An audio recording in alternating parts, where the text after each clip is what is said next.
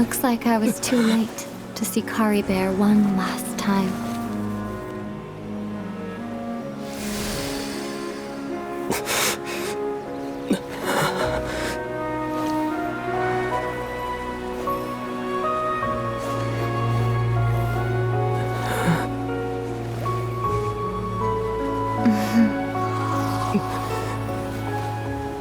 Kari Bear's consciousness is gone, and this space will soon disappear along with it.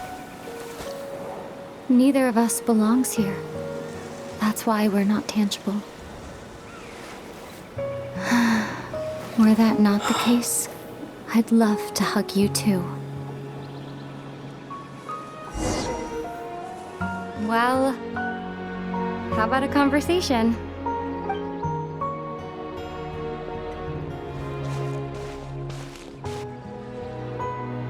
The chance to just stop and talk like this is certainly not easy to come by. Wouldn't you agree? That battle earlier was tough. The one against Dane, I mean. I didn't expect that after everything, he would still hesitate to raise his sword against me. Were it not for that, perhaps I'd still be no match for the Twilight Sword. Even after 500 years. The loom of fate, huh? I still haven't found a way to utilize it to its full potential. But there's still time before the heavenly principles awaken. Yes, for 500 years now, ever since the cataclysm in Conria, there's been no sign of activity. Not long ago, you witnessed the Hydro Archon destroy her divine throne. Yes, such a flagrant disregard for the rules, and still Celestia took no action. I suppose that's proof enough of the Heavenly Principles situation. However, the Heavenly Principles will awaken. We just don't know when that will be, or what might trigger it. You could say that. Just look at Kari Bear. He was so pure and single-minded. The space we now find ourselves is a perfect representation of who he was. Quiet and peaceful. Even as a hilly churl, seeing the terrible sight within the mirror wasn't enough to taint his spirit.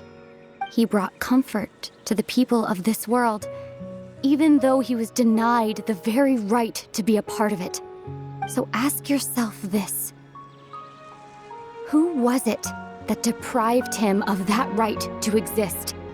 Of course, that's only one example. My feelings about the heavenly principles are too complicated to explain in just a few words.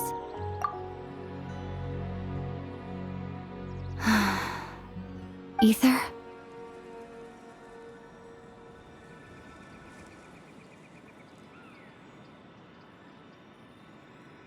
You're the only one in this world who calls me that.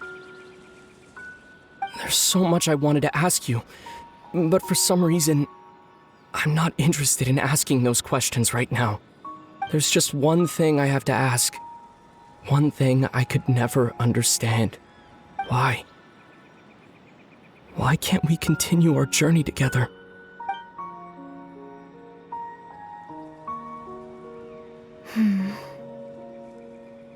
At the end of my journey, I arrived at a place known as the Sea of Flowers at the end. Do you remember? A long time ago, when we traveled between worlds together, you told me you wanted to find a place in the universe where that one flower was in full bloom. To have a place like that suddenly appear before me. Well, would you think of that as a coincidence? You mean... I miss you too, Ether. But as this war continues to rage, and as I continue to seek that final answer, I don't even know how to face myself sometimes, let alone my own brother.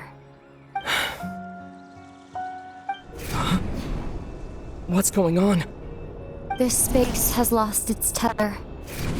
I doubt it'll be able to exist much longer. In fact, Aside from our inability to physically interact with each other, there's something else you should know about this space. With Kari Bear gone, we won't be able to remember anything that happened here. Everything in this space will be wiped from existence, including all memory of our reunion. You're only telling me this now?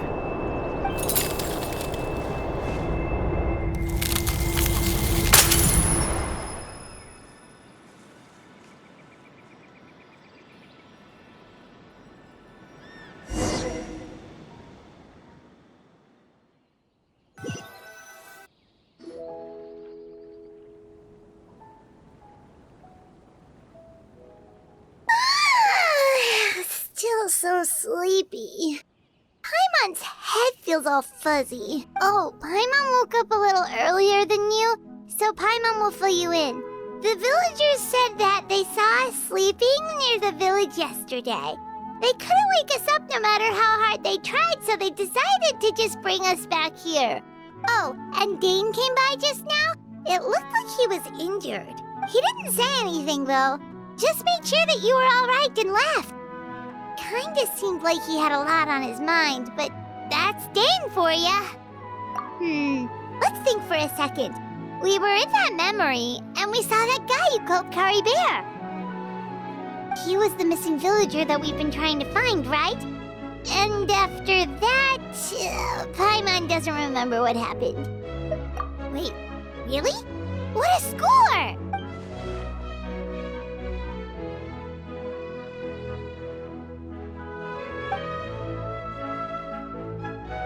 Well, what happened after that?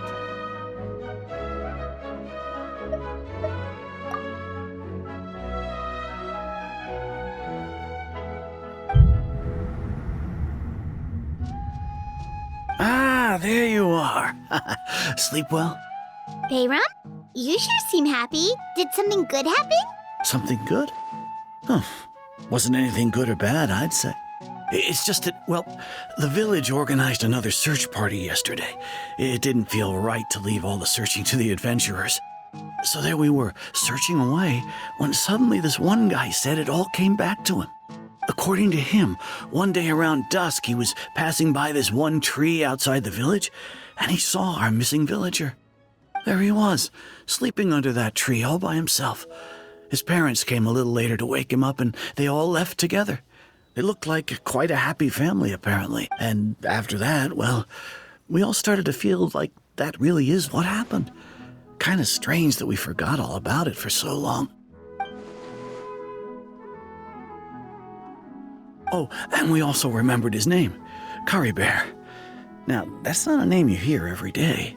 Would have been helpful if we remembered it sooner. Well, I hope he's happy wherever he is. And we're all relieved now that we know what happened. Seems like everyone thinks Kari Bear left the village. That's probably for the best. At least they have some sort of explanation now. Paimon wonders how Atos is doing. Maybe we should go check on her. If she hasn't remembered like everyone else, we can tell her what happened. Paimon didn't see her in the village just now, so she's probably at the tree. Come on, let's go talk to her.